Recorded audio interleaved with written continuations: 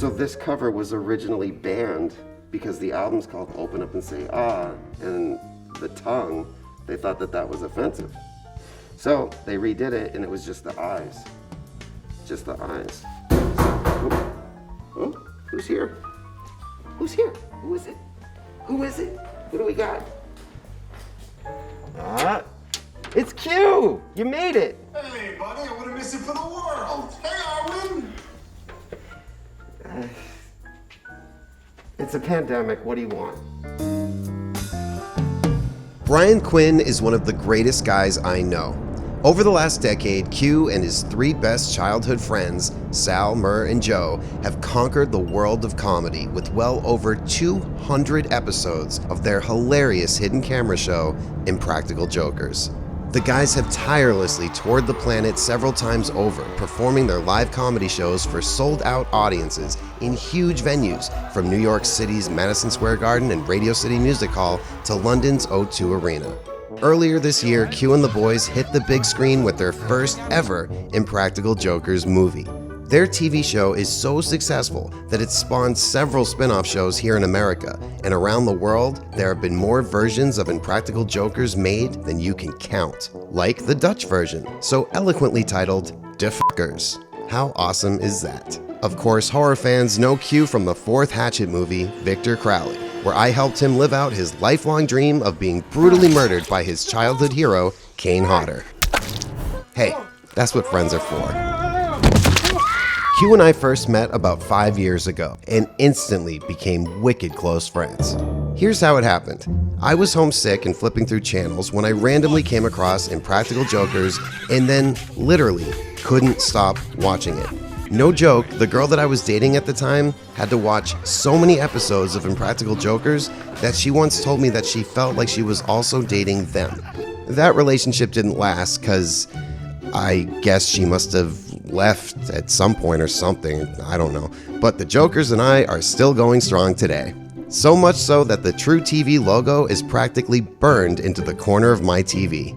Anyway, it was only after seeing the show's Ski Lift Punishment that I first started to suspect that at least one of the guys might be a fan of my work as well. So, later that year, when thetalkhouse.com asked if I'd like to be a guest contributor and write a piece about a movie or TV show that I loved, I of course wrote all about the genius of Impractical Jokers. And when the guys saw the article, Murr immediately reached out to me. He told me that he had seen my movie Frozen in the theater multiple times, and that it had indeed been the inspiration behind their Ski Lift Punishment. I started to get to know the guys in real life, and I truly love all four of them, as they aren't just hilarious, they're also four of the most genuine, kind, and selfless human beings you'll ever meet. But it was Q and I that bonded the tightest. And when I say bonded, I don't just mean that we love the same horror movies, rock out to the same hair metal bands, collect the same toys, or that we both prefer the company of our pets over people.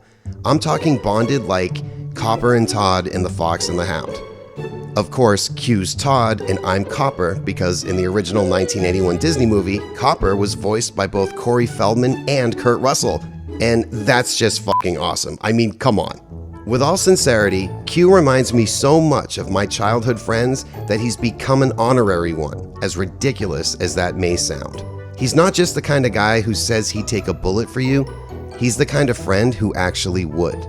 I'm Adam Green, and tonight, the funny man, the former New York City firefighter, the beer company owner, the podcaster, the animal lover, and the guy who's continued to make my world a better place ever since the day he showed up in it, Brian Quinn joins me for my scary sleepover. Austin's dead. Dude, I'm right here. Austin's alive. Dude, it's so good to see you. It is lovely to see you. It's even better, I hate to say, to see Arwen. This is exciting. I knew she was gonna be here because I rarely see you without her, but I still get excited when I see her, like as if I didn't know she was gonna be here. It's a great, just a suggestion, but saying that, I mean, I'm in New York and you're in Los Angeles, do we have to wear the masks? Actually, that's a good point. That's stupid. We don't need to Right? wear the mask. I'm here alone, I don't even have a cat here. This is good. Yeah, we're good. Wait, what about us? Yeah, so I don't think I've seen you since like February, right? So it's been like half a year. since we got off a cruise ship together in the middle of a pandemic that we didn't know was happening. Well, That's right. we were so lucky. Like we were like one of the last cruise ships to Yeah. be safe. Yeah. Do you want to get down? All right. Oh, that's it. But it is good to see you, man. I've been missing LA. I've been missing you, dude. This is great. It should be famous, your office. Like, it should be more. You should have like a bar put in and make it like an after-hour party or something over there. Because your office, you go there every time I go. What happened last night? A raccoon came in and just wrecked shop. Oh, then I come another time. Yeah, there was a foot of water in here yesterday. Another time we're shooting a movie in the backyard. It just seems like more should be known about this place. The raccoon, I'm so glad you brought that up. That was so random that a raccoon chased a rat into the office somehow through the ceiling, and then they ran all along the walls, knocking over all the Legos. So when we came in, the place was trashed, but we had no idea, like nobody had broken in. We couldn't figure it out until we found the footprints of the raccoon and the rat. So it's like a Tom and Jerry cartoon over there. That's been phenomenal. That's great. Speaking of the Legos, the last time I talked to you, you had just gotten the Lego Batmobile. Yeah, so look, I do have the Lego Batmobile. It's right there. You can see it right there. Oh, yeah. I have the Lego Ghostbusters Firehouse. I'm building up to the Millennium Falcon, but the one that I have that I completed to teach me how to do Legos is this bad boy. And this is not going to impress anybody, but I don't care because I love it. It's a Lego ship in a bottle. I've seen that. It's crazy. Like, even the water is like little Lego pieces and stuff like that. And it's got a compass, dude, and globes and everything. Wow. Because I haven't built any Lego nonsense since I was a child.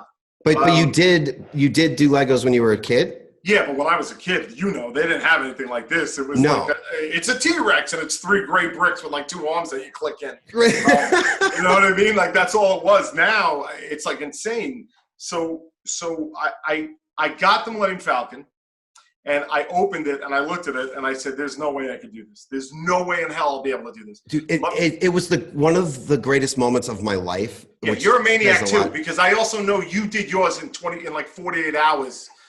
Which 36. Is insane. That's insane. Do you understand how crazy that is? I was so sad when it was done, and I wish that I had rationed it out more. I'll show you in a second, but I finally got a stand for it because it's always been on top of the fridge. Everybody else can enjoy it, but I'm too short. I can't see it. So I forgot what it looked like.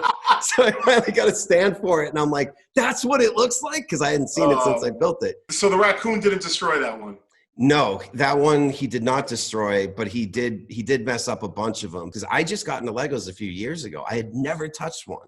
Yeah. And I was going through a bunch of stuff, and Seth Green brought by just a little, I don't know, like 50-piece set. And I'm like, what is this? He's like, just do it while we talk. It's going to make you feel better. And it's better than therapy. They're amazing. I'm buddies with Justin Roiland, the guy who does Rick and Morty. And I went to his house, and he goes, "Yeah, let's go hang out in my garage." He had like a garage out back. We go in, and from top to bottom, floor to ceiling, are thousands of Lego. Thousands. And sets, not bricks, sets. He is like everyone ever made. And I'm looking at him, and I'm looking at Justin, and he's a buddy of mine, but I regard him very highly because he's a creative genius. And he starts telling me what Seth told you, which was, dude, you got to just try it and build it. It gets your head in a good spot. And that's what it did, man. Just following directions mindlessly. Click, click, click, click. It really did help. No one's giving you notes. Like you use a different part of your brain. And so for writing it centers you, it relaxes you. That was a pretty sweet name drop though. I think Seth Green beats Justin Roiland though, right? Like, what would you guys say? Did I win that one? I know Jordan Peele. Well, we could do this all day. Let's do it. We're going to do this. People we know. What's the point of this? I know Adam Green. I'll drop you a name all over the place. Who I met? You know what? Michael Jordan. I got pushed out of the way by his security once on a red carpet. So I kind of know Michael Jordan. Michael Jordan. Okay. Babe Ruth. Babe Ruth pushed you out of the way of security on a red carpet? I don't know. I can't remember the last time you were here, which of these I had and which I didn't, but I haven't. Wait, I'm sorry. Hold on. Is this weird? Because can you see Sean in the shot? Yeah, I can totally see Sean. You can see- Like that. Is that better? I mean, it's a little better. Could we wait? Just so we save time, could we like digitally get rid of him in post? Maybe. Well, I mean, sure. Is this the same budget as the last one? Yeah, same budget. No. Well, is this better? That would probably be worse, right? I mean, I see him. All right, whatever, it's fine. Anyway, yeah. So all these Legos that I have now, because there's so many. There's many more than the last time I was there. Yeah, and the best part though is that like so many of these were gifts because I'm gonna put you down. I could never afford these. Here, walk this way, Sean. Yeah, there's just so many, and Oh, wow. basically like my nervous breakdown come to life in the God. form of plastic Have you- bricks. Have you tried like just a therapist? Like, has that worked yet? No? I did try that. No go. The Legos are better. Yeah. Yeah. Not so much, but I mean, but I got to be clear that like I did not buy all these because if I did, I'm not really good at math, but I would imagine this is probably realistically this is probably close to $6 billion worth of Legos. Yeah, that's no joke, man. How are you opening this free Lego scam? I'm busting my hump over here to afford a chip in a bottle. You're just getting Legos? I guess that's my lot in life. People like me and they send me Legos sometimes, so or a lot of times, I guess. So, I caught a flash of your whiteboard when we were going by over there. Yeah. And I had a fantasy in my head that formed, completed, and dismissed in the 1 second that you panned past it. And that is that I panned up and I saw that you had broken down the fifth sequel to Beethoven, the dog movies. And like you, for some reason, had got it in your head to write the next great Beethoven, the dog movie. how do you know about this? Are you serious right now? I'm dead serious right now. I'm dead serious. I just, We'll talk afterwards because Are you- that's nuts. That is nuts. I would kill to see a Beethoven movie done by you. Wait, that's the one with the dog, right? Okay, so just one more thing I wanted to show you. I'm sure you're gonna remember this, but remember this guy? The Sideshow. I bought that for you. That's the Jason Sideshow collectible. Yes. Monster. Yeah, I bought one for me and you at the end of Victor Crowley Yes. as a kind of a wrap gift. We were on set when that Yeah. came out, and you were looking at the pictures on your phone, and you're like, "Oh, are you getting this?" And I was like, "No, I can't because I'm working on a Hatchet movie, so I have no money right now." Yeah, you said I put every dime into the movie. So then what got it was one of the best experiences of my life. And when I went home, I just knew the thing to do was to send it to you and have it show up on your doorstep without telling you. And you called me, knew it was me who sent it to me. Because I didn't do a card or anything like that. And you who were else would just- do that? Like, of course it was you. And so, I yeah. mean, it seems like a lot of people would send you things. Well, it's not made Who of else? Legos. It's not made of Legos. So. Can I get serious for 1 second? Because Yeah. I see the Spiral movie poster behind you, and Oh. I already know that your Frozen title got hijacked in the Google searches pop culture, and Yeah. now with Spiral being the name of the new Saw movie, are we looking at a continuing trend for Adam Green? It just keeps happening to me. Unfortunately, you can't own a word, so there's nothing I can do about it. But Okay. yeah, so first Well, Frozen and now Spiral. Don't you? I mean, are you? It's a tight horror community. Darren Bousman, don't you know him? You know him, Yeah. so you could do something about it. I mean, I. You want to hold on? Do you want to call him? I mean, it's like 2:30 in the morning. I don't think so, dude. He'll be fine with it. He loves being on the show. You have a spoon? Don't judge me. No, dude.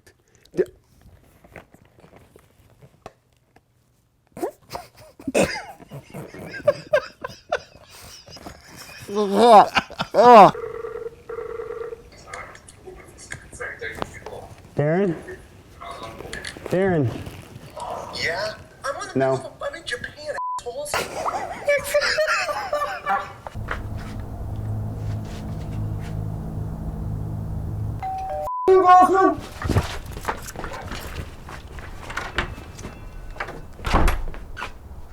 damn it, guys. My kids are f***ing asleep.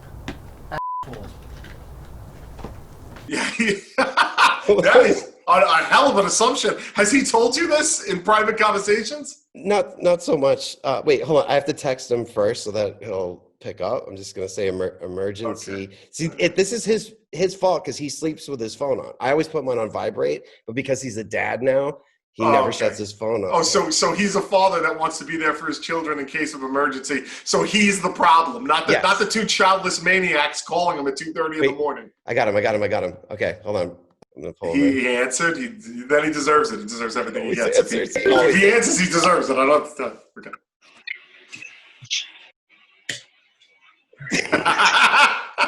Dude, how you doing? Darren, 2:30 in the morning is how I'm doing. he's got a child in bed with him. He's got one of his kids in bed with him. Dude, We're gonna I'm wake so up the sorry. kid. I didn't know Henry would be in bed with you. Yeah, he fell asleep in here last night. Sorry, this was super important. Hey, wait! I just want to say it's nice to meet you, Darren. I'm a fan of your work, man. Thanks, man. I'm Brian Quinn from Practical Jokers. You probably aren't realizing or have ever seen the show before, so I figured maybe I should tell you who I am. No, I've seen the show, but you could be a fan of my work at 9 a.m. at the same time. I would like to say that I did raise that issue before the call happened. No, this was his idea. I'm like, I don't know. Darren's a dad now. We probably shouldn't call him this late.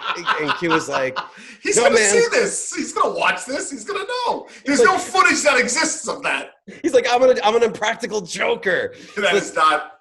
But we had a serious question that you needed to answer right now at 2:30 in the morning. But so I'm sure you know I have a movie called Spiral. Why, man? Why? Jacques.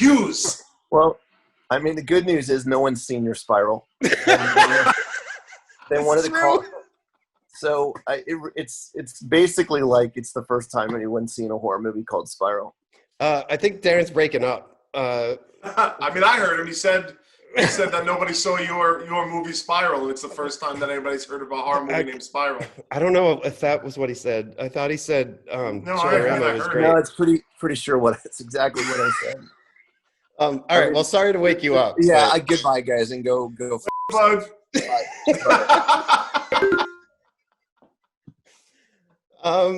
He had his kid in bed like it was the worst possible scenario. Oh man. You want to play Battlefront?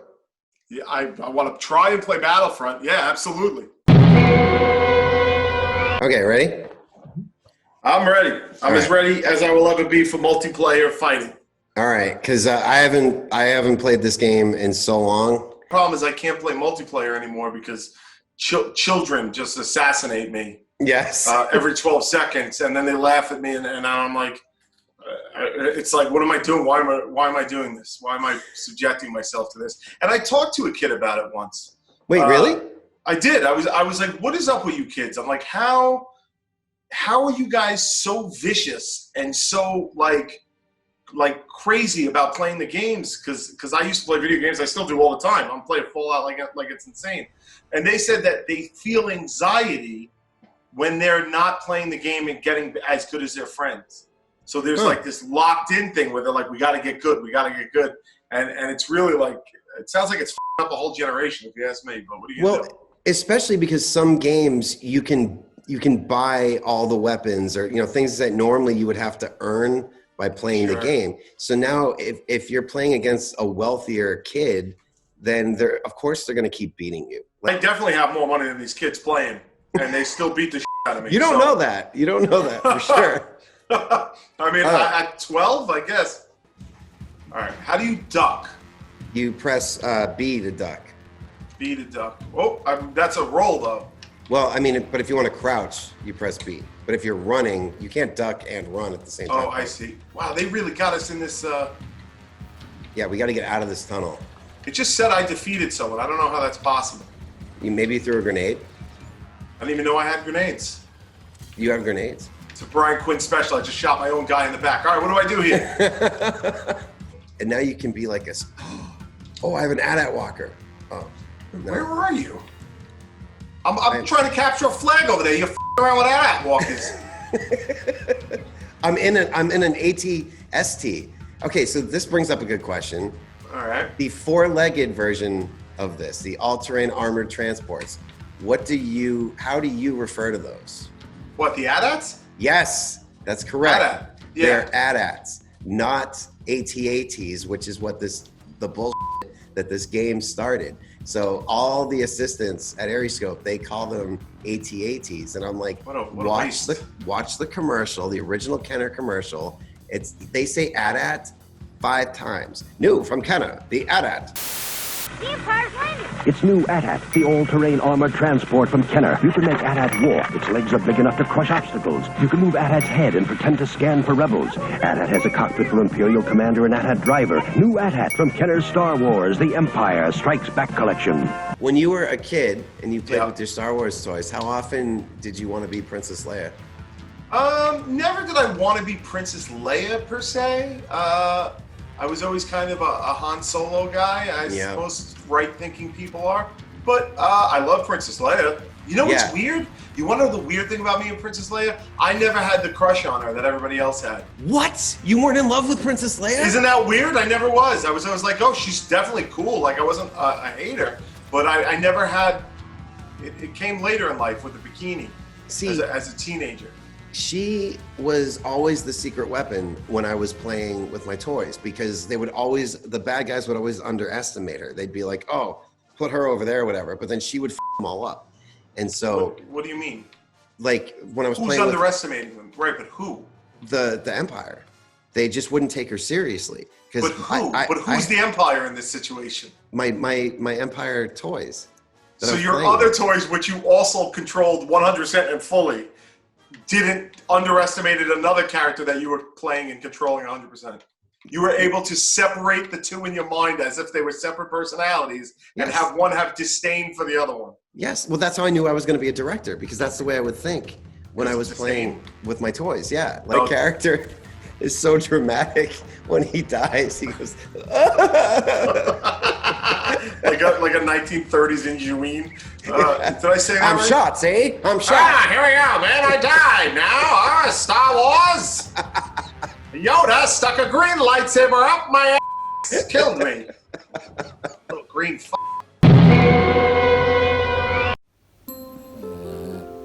Don't fall asleep yet. Adam Green's Scary Sleepover. We'll be right back.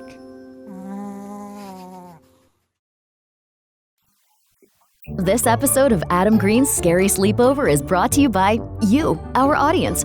Earlier this year, Arescope launched a campaign to resurrect Scary Sleepover. And thanks to the fans who have backed us so far, we've been able to produce new episodes like this one. Our third season has longer episodes with a whole new lineup of special guests that are just waiting to join Adam and Arwen for a slumber party of their own. But our campaign ends on August 31st, and we can't keep new episodes coming without your help. Look for Scary Sleepover on Indiegogo.com today, or just follow the link in this episode's description to join our team and help the slumber parties continue. Whether you just contribute a few bucks or take part in one of the great rewards our campaign offers for more generous contributions, every donation counts, and every fan that backs us helps make sure that the ending of tonight's slumber party is just good night, not goodbye. So when's the last time you had an actual slumber party? Well, it actually wasn't that long ago, because Sal and I live close to each other. So sometimes we'll be like, let's just get together and just hang out all night, play games, video games all night. When this is back when I was like 25. This is before the fire department even. I lived with these two buddies of mine. Sal would come over and we would be up until my roommates downstairs had to go to work. And him and I weren't working at the time. So it would just piss them the fuck off because they'd be going to work at 7 a.m. and we'd still be drunk and rowdy from the night before. So I like sleepovers. I'm into them. I haven't been on my floor in a while. This is at middle age. It gets harder. Like you cross 40 and all of a sudden just getting on the floor is a thing. It's a thing. But you mentioned the fire department. That's incredible that you ever were like inclined to do that. Normally, if there's an accident or a fire or something horrible, like your inclination is to run away. And yet you did something where you would run into it. Yeah, that part, I think that part is the hump. I think you're either that guy or you're not that guy or girl. You're not that person or you're not that person. And it's weird because like you will get, like when you go in the fire academy, it's whatever length it might be 6 months now, but when I went through it was after 3 months because it was still fairly new after 9/11. I was in 05 I got on, but the apartment was still decimated, so they shortened the academy time to get guys out in the field. But so when I went through it was 3 months, and the first month is spent trying to get you to quit. It's really weird. Like they just grind you and beat you and grind you, and it's like nothing I've ever experienced before or would again. Like it was like a real test of who you are and stuff like that. And people quit, and it's funny because, and I'm not you know me, I'm not a horn tooter, but there was this thing like as people were falling out, not a lot. It's not like half the class was gone. I think like 20% maybe. But as you see people go, like there's something inside of you that's like, how could you leave this? This is awesome, you know. So I think you're just like the right person for it, or you're not. But you know, it's also a job. It's just at the end of the day, it's a job. So when the show started to happen and you had to make a really hard decision of like, what do you do? It's like, you know, you'd worked your whole life to be a fireman, and now you have this once in a lifetime opportunity that may or may not work out. I got lucky because the first season and a half of Jokers, up till 2.5, I was still working in the firehouse. So I was still doing 40 hours a week in the firehouse.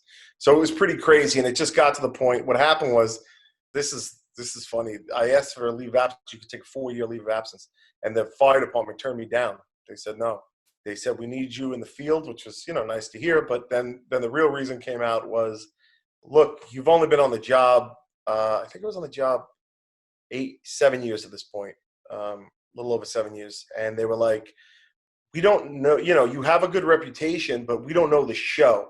And they had just got embarrassed on The Biggest Loser, like a firehouse guy was on The Biggest Loser, and it made the fire department look bad. So the FDNY was like, look, we can't have another member on TV making us look bad. We don't know the show. So, you know, we've asked around about everything in the fire department is reputation, everything. And they're like, we've asked around, you have a good reputation, but we don't know the show, and we can't risk it. So Casey Jost, who works on the show and is on the show, his mother is the first chief in FDNY history, female chief in FDNY. She was the head of the whole medical department. And she went to them and said, I can vouch for this guy. And I could vouch that he would not do anything on the TV to make you guys look bad. And because of that, I was able to do the show. The day I was telling the guys in the firehouse that I was leaving, there's a punishment of me on stage where they make a play on my life. Well, you do the play and all the guys are in the audience, yeah. And I didn't know they were going to be there. And I thought I was going to go to the firehouse afterwards to tell them. They knew already. They knew. But and when the curtains opened, you see me go like this, and it's because I almost started crying on stage. Well, you can tell that, and then you can see, as much as they're like, you know, they're like heckling you, they're so proud. They're so proud. And the best. And it's just this great moment where you see like it all worked out like it should, and you're still always going to be a part of it. Like, but you just see that, and it's that's the great thing about your show. Maybe it's because it's a reality show, so to speak. But exactly how you guys seem on the show is all for you. That's exactly how you are in real life. Exactly. Yeah, that's true. Well, it's us. We don't have anything to hide behind. Yeah. Even just stuff like the cruise. Like I never, at this point, I probably would have never been on a cruise in my life if it wasn't for you guys bringing me along and making me part of that and getting to have like a movie night on there. And fans were fucking so psyched that you were there. Your midnight screenings were like so popular and stuff. Like people really loved it. The crossover in fan bases is so great, and so it's been amazing. It's really been amazing. Why do you think that crossover is there? Like, because I have noticed it. I honestly think it's the same reason why we all became such instant friends. Like there's a heart to what we do that attracts a certain kind of person. So of course, the same type of person who thinks Jokers is funny is the same type of person who's going to think what I do is funny, or what, like, it's just, there's just something about it, I guess. But Brian Johnson asks me that all the time. There was one night we were watching the show. It was like the third time you guys had done the show on the boat, year 2. Did the show every night. And he leans over and he goes, what is it about this that all these people love? And it was like a rhetorical question, sort of. Like, I don't know if there was like an answer he was looking for. But I was like, because it's real. And that's what people love. They want something real. Well, that's why I don't work out, so they can have it real. Speaking of real and real life, the whole point of the show, like, what are you scared of in real life? Yeah. Like, what's your biggest fear? Well, I mean, we know about spiders and stuff that we've seen on the show. Really, the only thing that scares me is just if you stop to think, to me, that we are always living under the threat of death at all times, like that. Not only you are, but everybody you know and love and see on the street is always like an aneurysm away from dying. Like, and you're gonna die, and I'm gonna die. So it's like I was thinking about this answer, and I was like, am I afraid of death? And I didn't think that was it. And I was like, am I afraid of change? And I'm like, no, not really that it. But I think it's loss. I think I'm just afraid of loss. Everything I do is fun, and I love my life because of the people who are in it. And I'm just afraid of that's what gets me. Like, that's what keeps me up. The idea that I'm going to lose people I love, and it's going to happen. It's just going to happen one by one, and that's more scary to me than my own death. It's scarier because if it's your own death, you're gone. But the idea of having to go on without certain people, it's horrible. And I don't think, no matter how much you can imagine it or how hard you can love something, it's once you've experienced that loss, then all of a sudden that's all you can think about. With everybody else in your life, you're just like, don't leave. You hold on to it so tightly. I don't get the design of life after death. Like, I don't understand the design of it. Like, why would there be life after death? It makes no sense to me. Look, man, you make movies. You know what goes into making a movie. Think of the logistics of an afterlife. My grandmother, I haven't seen her in 20 years, but if there's an afterlife, where is she? Where the is she right now? And I hate it. I hate the idea of death. Like, we're all on this conveyor belt to a giant black pit. And we're all headed there, and you and everyone you know and everything you know is all going to fall into this pit and amount to nothing in the end. Oh, it's so disgusting. It's disgusting. I hate it, but it's just what's going to happen. Unless, like, technology. Could you imagine you died right now, and then you woke up 3,000 years in the future, and some scientists had figured out a way to bring the dead back to life? That would be a trip. And that, to me, is more likely than, to me, going to a magic land where everybody that you know and love is chilling out. Because, I don't know, when my grandmother knew me, I was in my teens. I was kind of a dickhead. I don't know that my grandmother would be like, let me hang around and see how this kid turned out. You know what I mean? I wouldn't. I'd be like, good luck, kid. I got eternity to around. So I don't know, man. I don't know. But that's what I worry. That's what I get. That's what I worry about. But you're 100% sure that when it's over, it just lights out, black, done. No, I'm not. But I do think that if we do go into something else, it's something that we can't imagine now, because there's no way that Brian Quinn is coming up with an accurate portrayal of what happens after we die. Like, I'm just not. I don't have the brains or the information. You know what I mean? There's so much we don't know. I don't think the human mind was built for where we are, man. Like, there's this book called The Tibetan Book of Living and Dying, and it just describes the human mind as like a flea, how it's always jumping from topic to topic, and the amount of information we take in these days. And it's like, I just don't think we're built I don't think humans as a biological creature are built for for what we've created for ourselves. I think we're very at odds with our nature. But I do it. I go online and read the news every day like everybody else. You know what I mean? Especially now, it's misery from all over the world coming your way all the time, and it's just like this. And then you're like, all right, well, let me pop on Reddit and look at some kitten videos and shit like that to make you feel better, or build Legos and shit like that. But I don't even know what the I'm talking about, because it's not like people in the Old West were happy. They were miserable, and they had to go outside to shit in a spider-infested closet. So it's just like, who's happy? Where's the win here? Who's winning? This is how I get at 7 a.m. This is it. This is how much I hate death. It gets me riled up. I hate the loss. I hate that black bit, but Death. Gotta go. I gotta do it. And when I die, I don't want none of this nonsense of people coming out all weepy. I want to die as I lived. I want my friends to be making fun of me at my wake, like affectionately. I don't think you need to worry about that. There's gonna be a whole bunch. I hope that I die last. Now I want to see you go. I ain't taking this shit. Remember when you were a kid and like you have like your first girlfriend and you would just, stay on the phone all night when you weren't supposed to. But then when it comes time to hang up, you'd be like, no, you hang up first. No, you hang up. And yeah, it was all right, sweet. Go. I'm hanging up. And you would wait and they wouldn't hang up. Well, that's where we're at. You hang up, buddy. You hang up first. No, you hang up first. All right. Q. Did he hang up? He hung up first? What an asshole.